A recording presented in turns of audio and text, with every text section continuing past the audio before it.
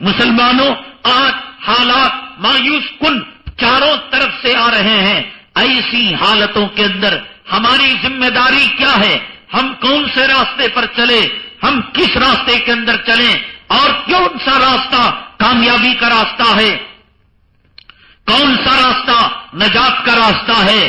کون سا راستہ جنت کا راستہ ہے؟ کون سا راستہ اللہ کی خوشنودی کا راستہ ہے؟ لکھ کر رکھ لو. امام مالک رحمت اللہ علیہ نے فرمایا قوم اس وقت سدھر سکتی ہے جس وقت وہ اپنے آبا اجداد اکابر اور بزرگان دین اور اسلاف نے جو منہج اپنایا اور جو طریقہ اپنایا اس طریقے پر چلے. یہ قوم کامیاب ہو سکتی ہے.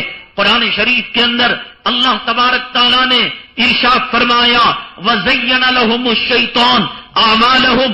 شیطان جو ہے عمل کو خوبصورت بنا کر پیش کرتا ہے اور تاکہ مسلمان جذبہ جہاد سے غافل ہو جائے، مسلمان راہ نجات سے بھٹک جائے، مسلمان اللہ کے عرش کے سائے سے دور ہو جائے. آج یہی ہو رہا ہے. میں نے آپ کو بتایا کہ یہ جو تبلیغی جماعت ہے اپنی جگہ پر برحق کام کر رہی ہے، اپنی جگہ پر سچا کام کر رہی ہے، اور مجھے یہ جملے کہنے پر کسی چیز نے مجبور نہیں کیا. اللہ کا خوف، نبی کی رضامندی میرے آنکھوں کے سامنے ہے. لیکن میں نے کہا کہ جس کام کو جو درجہ دینا ہے، جس کام کو جو مقام دینا ہے، جس کام کی جو حیثیت ہے وہ حیثیت دے کر ہی ہم کامیاب ہو سکتے ہیں. سنت کو سنت سمجھو اور مستحب کو مستحب سمجھو، فرض کو فرض سمجھو. تبلیغی کام کا جو مقام ہے اس کو اسی درجے سے جانو. اسے تم کام سمجھ کر مدارس کی بے عزتی نہ کرو، علماء کی بے عزتی نہ کرو، اکابرین سے قطع تعلق نہ کرو، اکابرین سے اپنا رشتہ نہ توڑو، خانقاہوں سے اپنا رشتہ نہ توڑو. ہماری بھیک صرف یہی ہے کام اپنا کرو، 4 مہینے جاؤ، چلا جاؤ، زندگی لگاؤ، لیکن خانقاہ کی توہین نہ کرو، بزرگوں کی توہین نہ کرو، علماء کی توہین نہ کرو. یہ نہ کہو کہ بیانوں سے کیا ہوتا ہے، یہ نہ کہو جمعہ سے کیا ہوتا ہے، یہ نہ کہو ہمارے دم سے مدرسے زندے ہیں، ہمارے دم سے خانقاہ زندے ہیں، ہم بچوں کو نہ بھیجے، یہ مدرسے کا محتمم بھیک مانگے، ہم نہ بھیجے خانقاہ کے اندر ولی کس کو جو ہے ضرب لا الہ الا اللہ لگائے. حضرت مولانا الیاس صاحب رحمت اللہ علیہ آئے ہوئے 100 سال ہوئے. 100 سال سے پہلے خانقاہ کس کے دم سے زندہ تھی؟ 100 سال کے پہلے کیا مدرسے نہیں تھے؟ کیا 100 سال کے پہلے مکاتب نہیں تھے؟ کیا 100 سال کے پہلے ذکر کے حلقے نہیں لگتے تھے؟ کیا 100 سال کے پہلے جمعہ کے خطبے نہیں ہوتے تھے؟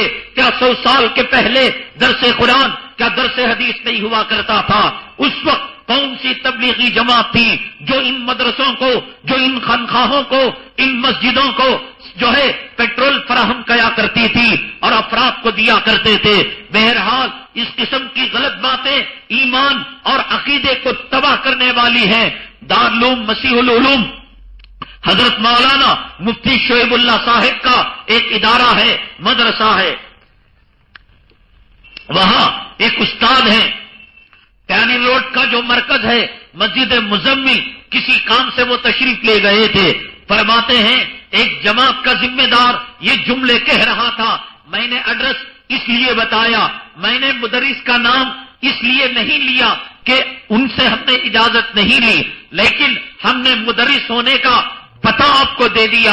کل ضرورت پڑنے پر ان کا ٹیلی فون نمبر، ان کا نام اور ان کے پتے ہم آپ کو دے دیں گے.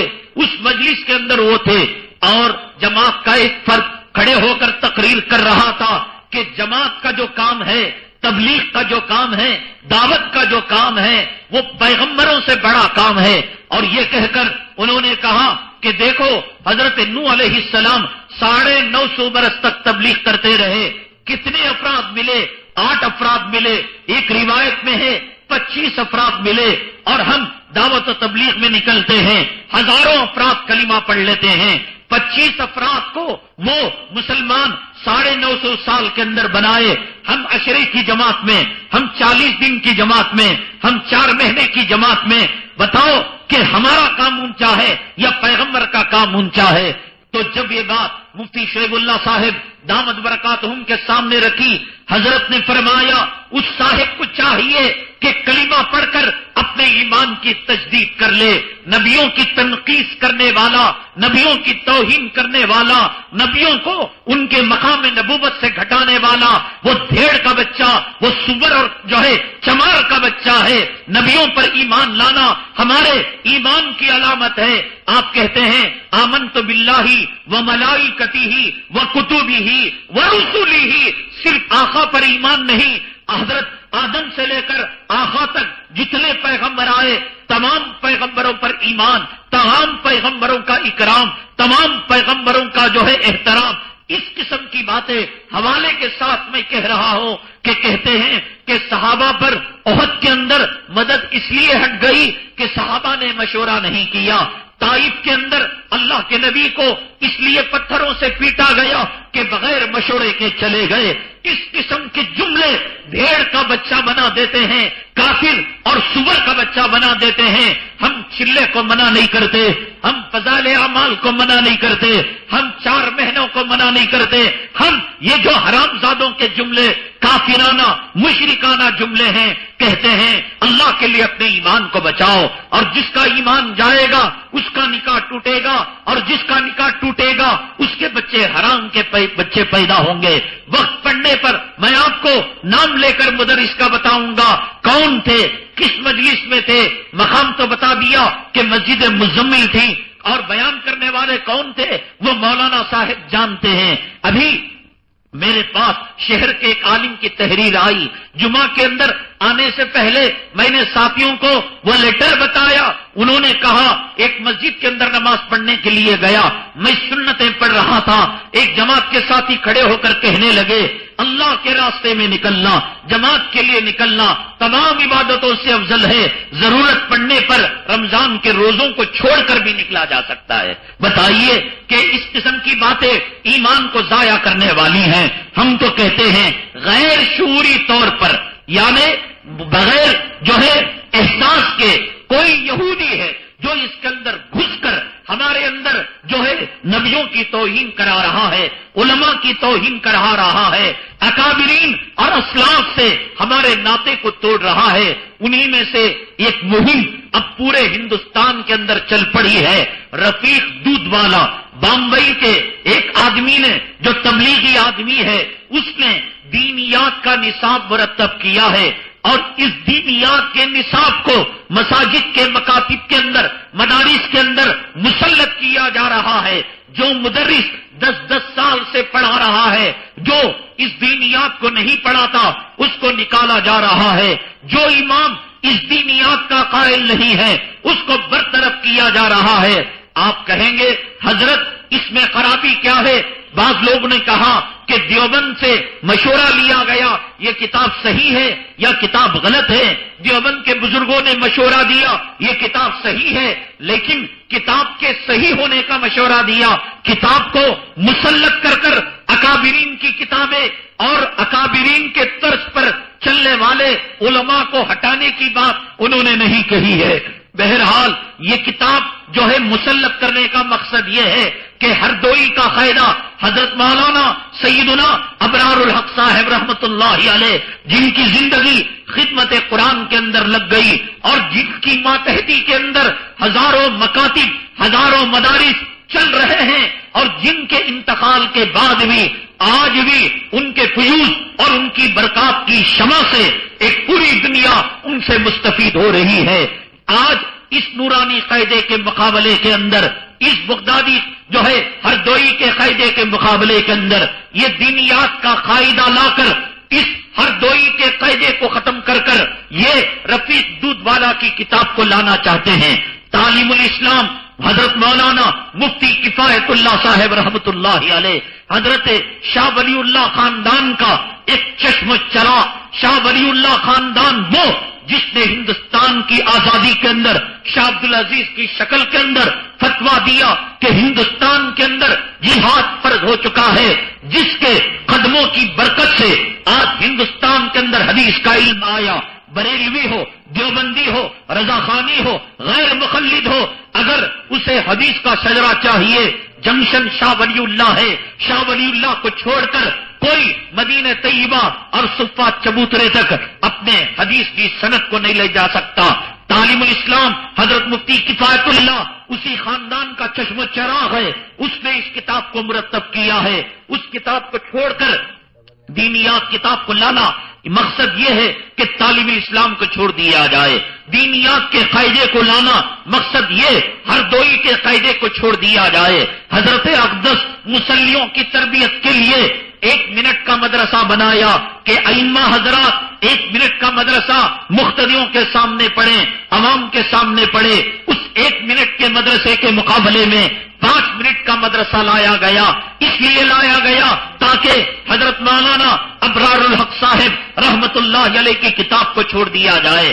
جب ان لوگوں سے یہ بات کہی جاتی ہے، جواب دیتے ہیں ہم مقابلہ کب کر رہے ہیں، ہم ہر دوئی کا قاعدہ کب نکال رہے ہیں، 1 منٹ کا مدرسہ کب کب کہہ رہے ہیں برا ہے، ہم تو صرف اس کو پڑھ رہے ہیں۔ دیکھو میری دکان کے سامنے جب اس محلے میں صرف ایک دکان کی ضرورت تھی، ایک دکان آپ نے لگا لی اور کہہ رہے ہیں ہم مقابلہ نہیں کر رہے ہیں۔ میری مسجد کے سامنے آپ نے مسجد زرار کو بنا لیا اور کہہ رہے ہیں مقابلہ نہیں کر رہے ہیں۔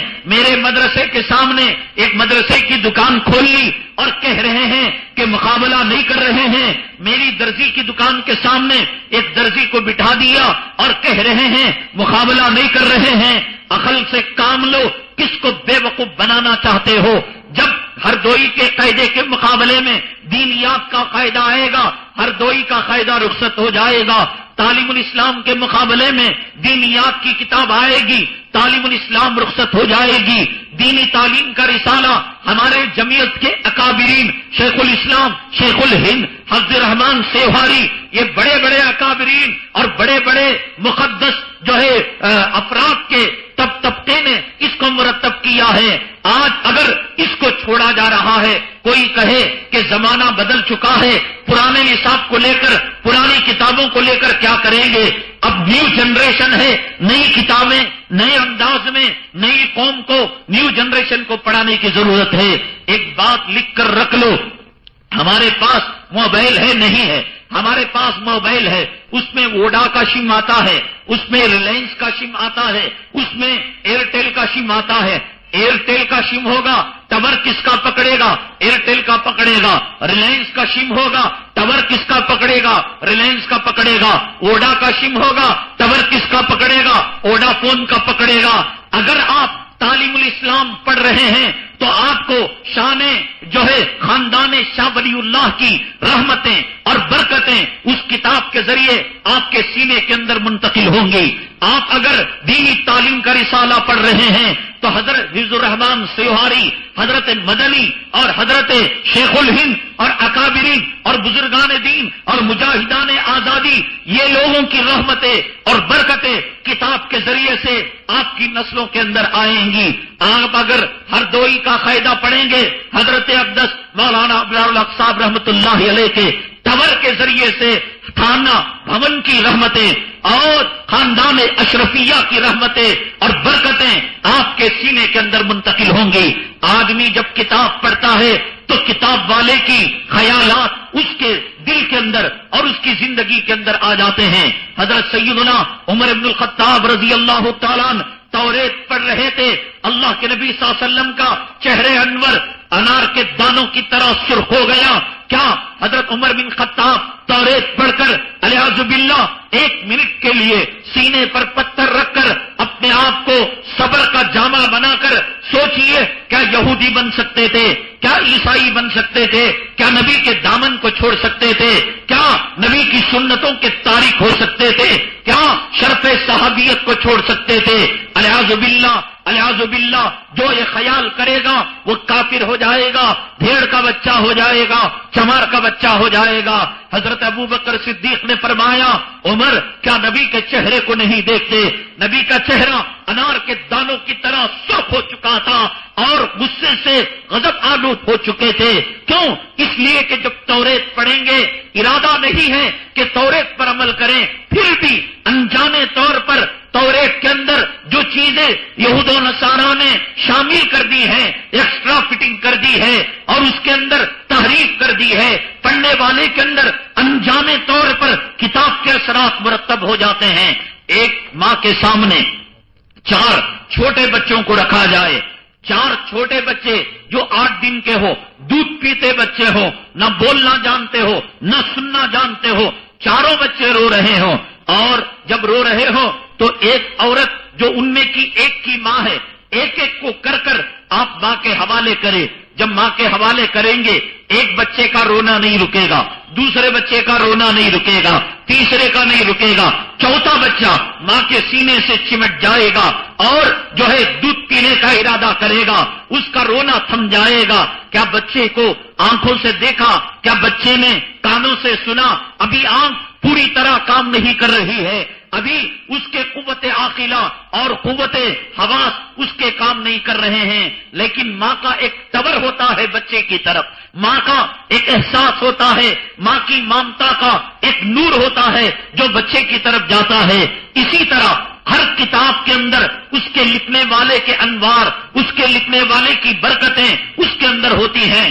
امام احمد رضا خان، انہوں نے نبی کریم صلی اللہ علیہ وسلم کی تعریف میں وہ قصیدے کہے، وہ نعت گوئی کہی۔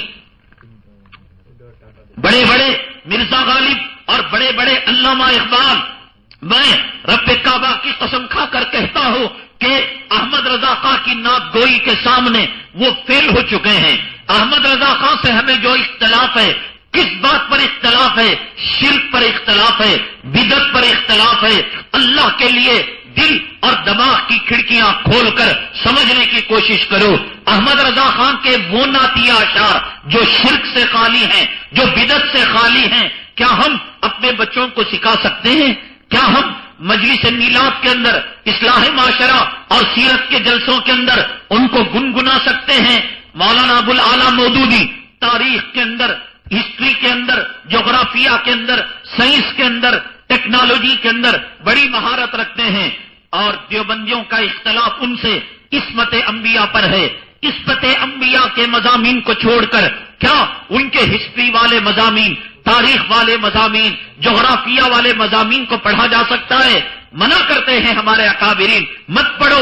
کتاب کے ذریعے سے صاحب کتاب کے خیالات تمہارے دل کے اندر منقش ہو جاتے ہیں، تمہارے دل کے اندر پتھر کے لکیر کی طرح جو ہے قلم بند ہو جاتے ہیں۔ جیسے بچے کے اندر غیر شعوری طور پر ماں کی ممتا ایک سخت ہو جاتی ہے، جیسے آپ کا شم اپنے ٹور کی طرف جاتا ہے، غیر کے ٹور کی طرف نہیں جاتا ہے، تو کتاب آپ اگر پڑھتے ہیں تو صاحب کتاب کے خیالات، صاحب کتاب کے نظریات، صاحب کتاب کے عقائد آپ کے اندر غیر شعوری طور پر منتقل ہو جاتے ہیں۔ جیسے ماں کی ممتا اور سنگ کا ٹور، اسی طریقے سے ہمارے یہ اکابرین ہیں، میں برسوں سے اور سینکڑوں سالوں سے ان کے اچھے اثرات ہیں۔ ان کتابوں کو پڑھ کر کوئی شیخ الہند بنا ہے، ان کتابوں کو پڑھ کر کوئی شیخ الاسلام بنا ہے، ان کتابوں کو پڑھ کر کوئی مجاہد آزادی بنا ہے۔ آج دینیات نام کے یہ کتابیں لا کر ان کا مقصد یہ نہیں ہے کہ دینیات کو گھر گھر پہنچایا جائے، ان کا مقصد یہ ہے کہ تبلیغی برانڈ کا ملا بنایا جائے، تبلیغی برانڈ کا مولوی بنایا جائے، تبلیغی برانڈ کا جو ہے امام بنایا جائے، تبلیغی برانڈ کا معلم بنایا جائے، تبلیغی برانڈ کی داڑھی بنائی جائے۔ جیسے بڑے بڑے ہوٹلوں کے اندر آپ نے دیکھا ہوگا، حمام کے اندر جائیں گے جو صابن ہوگا اشوکا لکھا ہوا ہوگا، جو تولیہ ہوگا ہوٹل اشوکا ہوگی تو تولیے کے اندر، ٹوال کے اندر اشوکا لکھا ہوا ہوگا، بستر کے لحاظ پر اشوکا لکھا ہوا ہوگا۔ یہ تبلیغی جماعت مسلط ہونا چاہتی ہے، یہ تبلیغی جماعت ایک فرقہ بننا چاہتی ہے، یہ تبلیغی جماعت ایک اپنا برانڈ اور اپنا ایک ایسی مارک قائم کرنا چاہتی ہے تاکہ کل مسجدوں کے اندر ان کو سال والا امام ملے، تاکہ کل ان کے مدارس کے اندر ان کے برانڈ کا ملا بنے۔ اس کام کو کرنے کے لیے آج ہر دوئی کے قاعدے کو ہٹا دیا گیا، اس کام کو کرنے کے لیے خاندان شاہ ولی اللہ کی رحمتیں اور برکتوں کو، تعلیم الاسلام کو ختم کر دیا گیا، اس کام کو کرنے کے لیے 1 منٹ کے مقابلے میں 5 منٹ کا مدرسہ یہ کتاب لائی گئی. اس کام کو کرنے کے لیے دینی تعلیم رسالے کے مقابلے میں دینی کورس کو لایا گیا. مسلمانوں، چیز کا اچھا ہونا ضروری نہیں. ہر چمکنے والی چیز سونا نہیں ہوا کرتی. ہر شم وہ آپ کے لیے انکمنگ آؤٹ گوئنگ کا کام نہیں کرتا. اس سم کا ایک ٹاور ہونا چاہیے، وہ ٹاور کا ایک نمبر ہونا چاہیے. یہ بغیر ٹاور کا سم ہے، یہ بغیر نمبر کا یہ سم کارڈ ہے. اس کتاب کے اندر مصنف کا نام نہیں ہے، اس کتاب کے اندر مؤلف کا نام نہیں ہے، اس کتاب کے اندر لکھنے والے مرتب کا نام نہیں ہے. اور جب پوچھا گیا، انہوں نے کہا کہ دنیا کے علماء جب کتاب لکھتے ہیں تو نام لکھ کر وہ اپنی ریاکاری کرتے ہیں.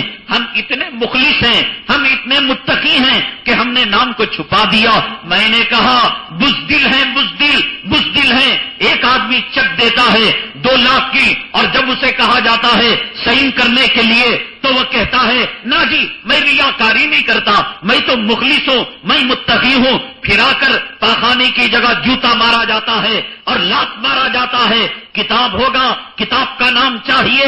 بچہ ہوگا، بچے کا حسب و نسب چاہیے. جو بچہ کہتا ہے میں بہت مخلص ہوں، بہت متقی ہوں، میرے باپ کا نام نہیں بتاتا، میری اماں کا نام نہیں بتاتا، وہ حرام الدہر ہے، وہ ولد حرام ہے. جو کتاب ہے اس کتاب کا سلسلہ بزرگوں سے نہیں ملتا، جس کتاب کا سلسلہ اولیاء سے نہیں ملتا، جس کتاب کی کڑی انار کے درخت سے نہیں ملتی، جس کتاب کی کڑی صفہ چبوترے سے نہیں ملتی، جس کتاب کی کڑی دار ارقم سے نہیں ملتی، جس کتاب کی کڑی قاسم نانوتوی کے قدموں پر جا کر نہیں گرتی، جس کتاب کی کڑی امداد اللہ مہاجر مکی کے خیالات سے نہیں ملتی.